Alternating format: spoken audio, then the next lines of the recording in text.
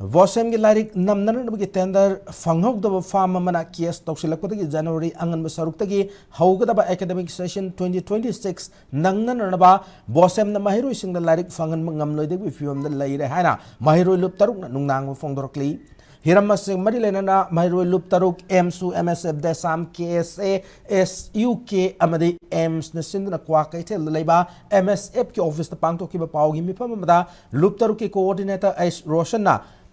Bosem the education is ki Makadala school singing Mahiru sing a Tamlib lyrics singer say Bosem na Chahi Kuding Putokli had lyrics singer say Namnan about say October Tada tender process Loy Krabaso tender Faho the Famamana case Torkle Hadurangasi Pawachi Amata Chingmut Howdan lady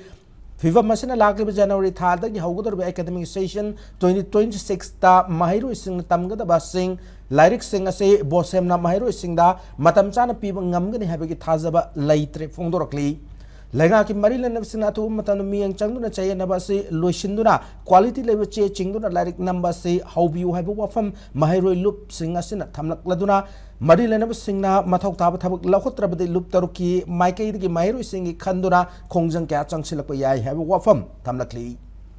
SSC lyrics su bona Putokadoini, Madubu, Sai Sedu Laka and the SSC like sing to Namgadoini. Masiki like sings in Namakadova processes the Kogi Tongan Bakuisi now singer, then the power of how the Basingi, guess my lack of Simaram Merkanda, like Pang with my missy de Koi